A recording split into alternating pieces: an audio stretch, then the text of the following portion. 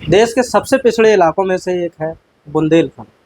कहा जाता है कि यह शैक्षणिक रूप से, राजनीतिक रूप से और आर्थिक रूप से बहुत पिछड़ा इलाका है।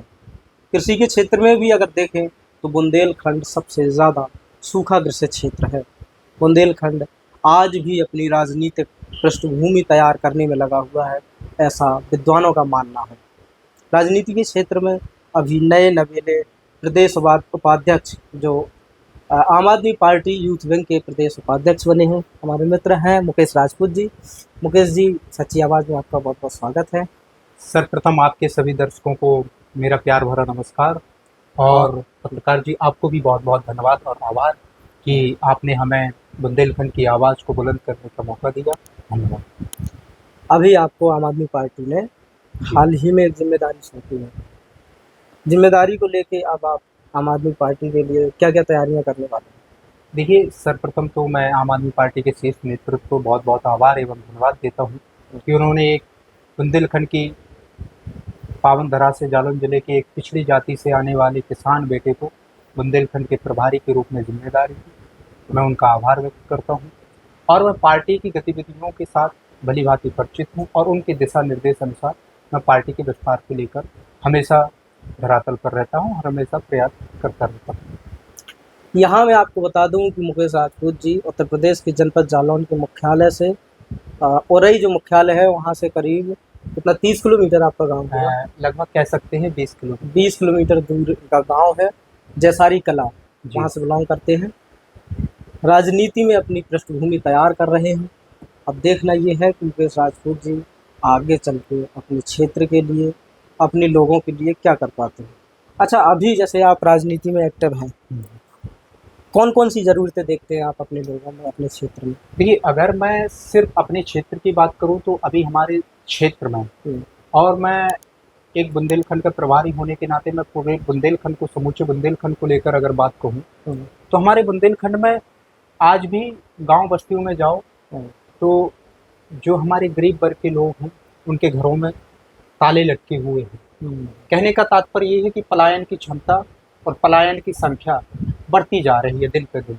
तो ये हमारे लिए सबसे बड़ा दुख का विषय है कि हमारे जो क्षेत्रीय लोग हैं उन्हें अपना क्षेत्र छोड़ के पलायन करके दूसरी जगह कमाने के लिए जाना पड़ता है। तो सबसे पहली ज़रूरत है कि हमारे क्षेत्र में ही किसी भी तरह से गरीब दलित वंचितों के लिए और जो वास्तविकता में कह सकते हैं हम लोग कि उनकी दैनिक आय भी बहुत कम है, उनके लिए रोजगार की व्यवस्था की जाए, उद्योगों की व्यवस्था की जाए, निवेश हो हमारे बुंदेलखंड में। ये मैं कहना चाहता हूँ कि हमारे बुंदेलखंड में निवेश की बहुत आवश्यकता है जिससे आर्थिक रूप से यहाँ की जनता मजबूत हो सके। पलायन में एक तो ये आर्थिक जो स्तर है, आर्थिक कारण माना जाता है, बहुत बड़ा कारण है। लेकिन आर्थिक मजबूरियों के अलावा और क्या देखते हैं आप जिसकी वजह से गाँवों से लोग पलायन कर रहे हैं, खासकर बुंदेलखंड के क्षेत्र से? देखिए, आप बुंदेलखंड की मैं भाषा में कहूँ, अगर आप गांव देहात में आर्थिक रूप से कमज़ोर हैं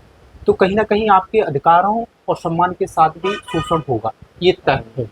बुंदेलखंड की ये गहरी बात है। शायद ये कई लोगों को ये बात समझ में ना आए, लेकिन मैं बुंदेलखंड का हूँ। गाँव देहात में अगर आप आर्थिक रूप से मजबूत हैं, किसी भी जाति के हो, किसी भी धर्म के हो, आपका शोषण हो जाएगा। सम्मान, सामाजिक शोषण हो जाएगा और सम्मान का भी शोषण हो जाएगा।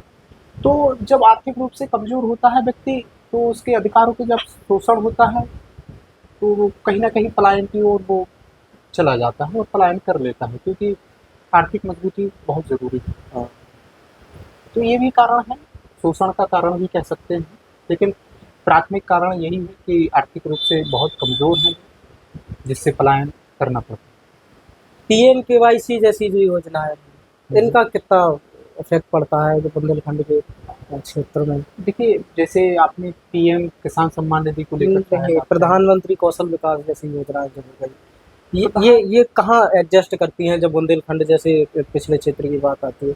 कितनी कारगर साबित? देखिए, जो आपने प्रधानमंत्री कौशल विकास योजना की बात कर रहे हैं, ये कागजों पर अच्छी है और सुनने में भी अच्छा लगता है, परंतु हम वास्तविकता में जाएं तो अगर एक युवा उस योजना का लाभ लेने चाहे तो उसे बड़ा समय देना पड़ता है और बड़े बैंकों के चक्कर काटने पड़ते हैं, बड़े ऑफिसों के चक्कर काटने पड़ते हैं। कहने का मतलब है कि वो योजना तो है, परंतु उसमें फ्लेक्सिबिलिटी बहुत कम है, जिसमें समय कागजों में को लेकर बड़ा समय चला जाता है और कई लोग इस योजना से वंचित रहते हैं। लगभग लगभग 90% लोग वंचित रहते हैं, जो वास्तविकता में योग्यशील लोग हैं और पहले से अगर वो एक सामाजिक या राजनीतिक रूप से अपना दबदबा कह सकते हैं बुंदेलखंड में, तो वो लोग इन योजनाओं का लाभ ले रहे हैं, परंतु आज भी जो पात्र लोग हैं वो इस योजना से लाभ नहीं ले पा रहे हैं।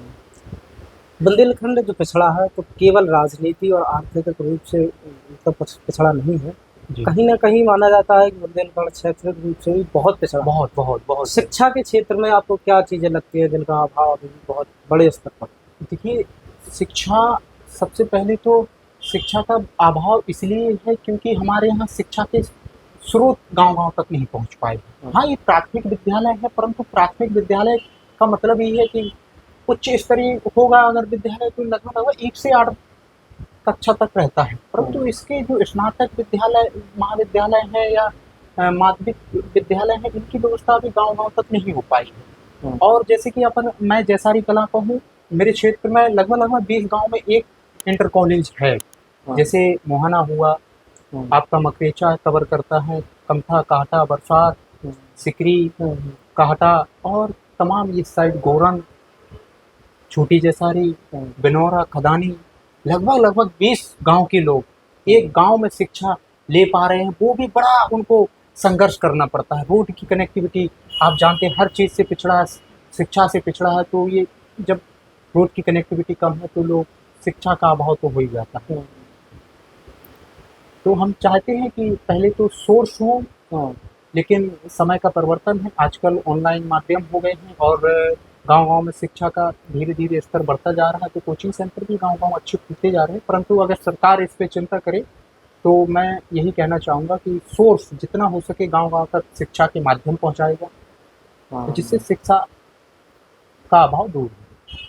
अच्छा, चूँकि बुंदेलखंड आर्थिक रूप से भी पिछड़ा है जी, शैक्षणिक रूप से तो है ही, यहाँ के लोगों की जो इनकम है लगभग शून्य है। बिल्कुल, बिल्कुल। ऐसे में आपको क्या लगता है कि जब कोचिंग सेंटर की बात आती है, आर्थिक रूप से कमज़ोर होने की वजह से कोचिंग सेंटर कैसे अपनी भूमिका निभा पाएंगे शिक्षा के क्षेत्र में, क्योंकि उनकी फीस लगभग तो बहुत ज़्यादा होती है, खासकर बुंदेलखंड के लोगों की आय की अपेक्षा करें। देखिए, जो कोचिंग सेंटर संचालक होते हैं वो इस बात से बड़े अच्छे से परिचित होते हैं कि यहाँ की सामाजिक स्थिति कैसी है और आर्थिक स्थिति कैसी है, तो वो उसी हिसाब से अपनी कोचिंग की शुल्क रखते हैं। लगभग 150 से लेकर 200 रुपये तक की एक उच्चतम फीस रखते हैं, जिससे शिक्षा लोग आसानी से ले सकते हैं कोचिंग सेंटर से। और जिन्हें शिक्षा लेनी है, जिनके अभिभावकों को अपने बच्चों को शिक्षा देनी है, तो वो किसी भी तरह से अपना पलायन करके या किसी भी तरह से मजदूरी मेहनत करके अपने बच्चों को, मतलब पलायन का एक बड़ा कारण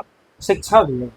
नहीं, शिक्षा के कारण पलायन है, मैं ये कहना चाहूँगा। हाँ, वही ना, पलायन का एक कारण शिक्षा भी है, कहीं ना कहीं शिक्षा की वजह से भी लोग बिल्कुल क्योंकि चाहते हैं कि हमारे बच्चे अच्छे से पढ़ सके, बेहतर शिक्षा प्राप्त कर बिल्कुल सकें। बिल्कुल बिल्कुल शिक्षा के कारण पलायन है और पलायन के कारण भी शिक्षा में सुधार होता है। अभिभावक अपने बच्चों को अच्छे से पढ़ा रहे हैं, तो ये भी कह सकते हैं कि, लेकिन प्राथमिक कारण यही है कि आर्थिक रूप से कमज़ोर हैं, हर प्रकार से कमज़ोर हैं, तो शिक्षा भी उसी में आ जाते हैं कि शिक्षा का अभाव हो जाता है जो आर्थिक रूप से कमज़ोर है, इसलिए भी पलायन करते हैं। चूँकि बुंदेलखंड खेती किसानी से जुड़ा क्षेत्र है और कहा यह जाता है कि बहुत ज़्यादा सूखा कृषि क्षेत्रों में गिना जाने वाला एक बुंदेलखंड है। बिल्कुल बिल्कुल। ऐसे में आपको क्या लगता है कि भाजपा की तरफ से जो योजनाएं चलाई जा रही हैं वो मतलब खेती को सिंचित करने के लिए क्या कुछ कर पा रही हैं? ऐसी कोई विशेष मदद उनसे पहुंच रही है किसानों तक? नहीं, मुझे नहीं लगता है कि धरातल पे किसी तरह की भारतीय जनता पार्टी की सरकार या भारत सरकार या उत्तर प्रदेश सरकार द्वारा कोई लाभान्वित योजना का लाभ जनता पहुंच पा रही है किसानों तक। सिर्फ कागजों तक बड़ी बड़ी बातें हो जाती हैं, हाँ, अखबारों में, विज्ञापनों में भी दिख जाती हैं, परंतु धरातल पे ऐसा कुछ नहीं है। आज भी हमारे बुंदेलखंड का किसान सिंचाई उपकरणों से वंचित है, नलकूपों से वंचित है, नहरों की सफाई न होने कारण जल का बहाव कम हो जाता है, जिससे दूर तक जल नहीं पहुंच पाता है, पानी नहीं पहुंच पाता है, हाँ। नालाओं का साफ सफाई ना हो पाना, ये चिंता का विषय है। और इस पे कोई भी सरकार रहे, इस पे चिंता जरूर करना चाहिए। हाँ। बुंदेलखंड के विकास के लिए एक विकास बोर्ड का गठन किया गया था, जी। बुंदेलखंड विकास बोर्ड। वो बुंदेलखंड के लिए कितना कारगर साबित होता है, क्या देखिए, दिखता है? बुंदेलखंड विकास बोर्ड का गठन हुआ, हाँ। उसमें बुंदेलखंड की जनता को ठगने का कारण किया गया। हाँ। बुंदेलखंड विकास बोर्ड का जैसे ही गठन हुआ, उसका अतिरिक्त पैकेज के साथ बुंदेलखंड को जिस मदद मिलने लगी, लेकिन हाँ। ये मदद जनप्रतिनिधियों तक ही तय रही है। और उसका जितना भी मुनाफा कमा पाए जनप्रतिनिधि, चाहे छोटे से छोटा जनप्रतिनिधि, ग्राम पंचायत का जनप्रतिनिधि हो, हाँ। चाहे फिर संसद या सदन तक, जो विधानसभा लोकसभा तक, वही लोग इसका फायदा ले पाए हैं। परंतु हाँ। मुझे नहीं लगता है कि धरातल पे इस तरह की कोई बुंदेलखंड विकास बोर्ड बनने से कोई बड़ी योजना का लाभ जनता तक पहुंचा हो या कोई बड़ा काम हुआ हो। मुझे ऐसा नहीं अभी तक लगा। अब तक के जैसे जो जनप्रतिनिधि रहे बुंदेलखंड के, जी, बुंदेलखंड लाल सोने की खदान कहा जाता है। बिल्कुल, बिल्कुल। एक मामला अभी चल रहा हमीरपुर लोकसभा का, जी, जी। वहाँ जो सांसद हैं जी, जी, उनके उनके सुपुत्र के ऊपर भी कुछ मुकदमे लिखे गए हैं, जी। वो भी विवादों में। इस तरह के मामलों को लेके आप क्या कहेंगे? क्या जो जनप्रतिनिधि अभी तक हुए हैं, जिन्होंने इस तरह के एक्शन लिए, उनके एक्शन बुंदेलखंड के विकास के लिए कितने कारगर साबित हुए, हो रहे हैं कि केवल ये एक निजी लाभ के लिए किया जा रहा है? देखिए, मैं मेरे ख़्याल से 2008 के बाद जो सत्ताएँ रही हैं, हाँ। बुंदेलखंड में बालू को खनन, गिट्टी का खनन और सीमेंट जो पहाड़ों को तोड़कर बनाया जाता है, इस तरह का खनिज पदार्थों का खनन बहुत भयंकर हुआ। हाँ। 2008 से इसकी संख्या तेज़ी से बढ़ती जा गई है। और हाँ। जो सरकारें उस कार्यकाल में रही हैं हाँ। और जो अभी तक हैं, हाँ। वो खनन कर रहे हैं। उनके जनप्रतिनिधि हाँ। या समाजवादी पार्टी की जो आज भारतीय जनता पार्टी की सरकार पे कह रहे हैं कि खनन हो रहा है, तो उनकी सरकारों में भी खनन हुआ, क्या हम हाँ। लोगों ने देखा नहीं है? हाँ। तो जो भी सरकार आती है, जो भी सत्ता का पे पहुंचता है, वो खनन बुंदेलखंड में जरूर करता है। और बुंदेलखंड बारंबार ठगा जाता है। धूल मिट्टी बुंदेलखंड का आदमी खाता है और बालू बेचकर भाई वो हाँ। शीश महल में रहते हैं। जनप्रतिनिधि हो चाहे ठेकेदार हो, उद्योगपति हैं, बड़े बड़े लोग खनिज का खनन करते हैं। और बुंदेलखंड का व्यक्ति अगर गलती से एक बोरी भी अगर भर के ले आए ट्रॉली में, हाँ। तो उसको ऐसा भुगतान करना पड़ता है कि ट्रैक्टर ही बिक जाए बेचारे। हाँ। तो कई तरह की बातें हैं इसमें, और कोई अमल नहीं हुआ। जो सरकार यहाँ ही भारतीय जनता पार्टी की आज सरकार है, तो इसमें भी खनन हो रहा है। और समय समय पर बुंदेलखंड के लोग इस पर रोक लगाने की कोशिश करते हैं, क्षेत्रवासी, कि भाई खनन होता है तो रोड भी ग्रसित होती है, क्षति होती है रोडों की, जिससे धूल मिट्टी भाई क्षेत्रवासियों को खानी पड़ती है। उसका खामियाजा क्षेत्रवासियों को भुगतना पड़ता है। भाई जब खनन होगा हाँ। तो जाहिर सी बात है बाढ़ आएगी, नदी का बहाव ज़्यादा होगा, तो जो नज़दीकी गांव हैं उनको असर पड़ता है, हाँ। उनका नुकसान होता है ना। तो वो समय समय पे आवाज़ उठाते हैं, धरना प्रदर्शन भी होते हैं सड़कों को लेकर और खनिज इसके खनन के रोकथाम को लेकर। परंतु सरकार कोई चिंता नहीं करते इस पर, बराबर खनन होता है। आज भी अक्टूबर चालू है, आप निकल जाओ यहाँ से 5 किलोमीटर निकलोगे, आपको 500 ट्रक मिल जाएंगे बालू के और ओवरलोड ट्रक मिल जाएंगे। परंतु सभी साठगांठ से चल रहा है और पहले से चलता आ रहा है, तो लोगों ने आदत में भी बना लिया है, तो लोग अब इस पर आवाज़ भी नहीं उठाते। उत्तर प्रदेश की कानून व्यवस्था को लेकर उत्तर प्रदेश की कानून व्यवस्था पर सख्त और संदेह करने की आवश्यकता है, सुधार करने की आवश्यकता है। आज भी उत्तर प्रदेश के क्षेत्रीय इलाकों में, थानों में, कोतवालियों में जाति और धर्म को पूछकर ही रिपोर्टें लिखी जाती हैं और जाति और धर्म को पूछकर ही आरोपी सिद्ध किया जाता है कई छोटे छोटे मामलों में। और बड़े जो प्रकरण होते हैं उनको धर्म की राजनीति के तहत निकाल दिया जाता है या किसी तरह की राजनीतिक एंगल दे दिया जाता है, जिससे दोषी बच जाता है, निर्दोष व्यक्ति दोषी ठहराया जाता है। अभी हाल ही में विधायक जी हैं, भाजपा के विधायक हैं, उनको और उनके जो जिलाध्यक्ष हैं क्या कहेंगे? देखिए, किसी जनप्रतिनिधि को, किसी भी राजनीतिक दल को, किसी संवैधानिक जनप्रतिनिधि को इस तरह से सार्वजनिक रूप से थप्पड़ मारना असूल है। मैं इसकी निंदा करता हूं। परंतु जनप्रतिनिधि जी, विधायक जी किस लिए उस चुनाव में गए थे? क्या चुनाव को प्रभावित करने गए थे? क्या वो अपनी मंशा को पूरी करने गए थे? ये जांच का विषय है, जिस पे जांच होनी चाहिए। उत्तर प्रदेश में नारी सशक्तिकरण को लेकर आप क्या कहेंगे? क्या कुछ हो रहा है और क्या कुछ होना चाहिए? देखिए, भारतीय जनता पार्टी उत्तर प्रदेश में नारी को लेकर सिर्फ और सिर्फ नारी को अपमान करने का कार्य कर रही है। कई ऐसे प्रकरण हमारे सामने आए हैं, प्रकाशित भी हुए हैं, चाहे कुलदीप सेंगर जी वाला कार्य, चाहे ये महोबा का प्रकरण हो, जिसमें एक बच्ची जिसको अस्पताल के बाहर ऐसा रखा गया जिसको पहचानने से और उसके कीड़े मकोड़े में खा लिया, इस तरह का अपमान होता है। कई प्रकरण ऐसे हैं जो प्रकाश में आते हैं। तो भारतीय जनता पार्टी उत्तर प्रदेश में नारी का अपमान करने का कार्य करती है, नारी के सम्मान के विषय में चिंता ही नहीं करती। और ये भी कह सकते हैं कि जिसका नारी से कोई लेना देना नहीं है, जिसके जीवन में नारी की कोई उपयोगिता नहीं, और वो नारी के सम्मान में करते। उत्तर प्रदेश में दो पत्रकार हैं, एक तो उपाध्याय जी है, दूसरी ममता त्रिपाठी। हाल ही में इन दोनों लोगों ने ट्विटर में एक लिस्ट सूची जारी की जिसमें बताया गया है कि जो उत्तर प्रदेश के शीर्ष अधिकारी वो एक विशेष जाति से आते हैं और दोनों पर एफआईआर हुई। इस तरह की घटनाओं को लेकर कर रहे हैं। इस तरह की घटनाएं होने का तात्पर्य यही है कि लोकतंत्र की हत्या की जा रही है। पत्रकारों पर इस तरह के शिकंजे कसना, उनकी आज़ादी और स्वतंत्रता के साथ प्रतिबंधित करना, ये संविधान की हत्या है, लोकतंत्र की हत्या है और डिक्टेटरशिप हिटलरशाही को बढ़ावा देने का कार्य किया जा रहा है। चुनाव आ रहे हैं 27 के। आम आदमी पार्टी खुद को कहाँ देख रही है? देखिए, आम आदमी पार्टी 2027 के चुनाव में जनता के साथ देख रही है और हमें पूरा भरोसा है कि आने वाले 2027 के विधानसभा चुनाव में उत्तर प्रदेश की जनता हमें सम्मानपूर्वक एक सहयोगी सरकार बनाने में मौका देगी। और हमें विश्वास है हम जनता के बीच में जाएंगे, अपनी विचारधारा से उनसे परिचित कराएंगे। हमें पूरा विश्वास है। बुंदेलखंड से को लेकर आम आदमी पार्टी का मुद्दे नहीं, बुंदेलखंड के जो क्षेत्रीय मुद्दे हैं उनको हम मैनिफेस्टो में रखे हैं और कल कार्यकर्ता सम्मेलन के बाद इन सारी विषयों पर चर्चा भी होगी।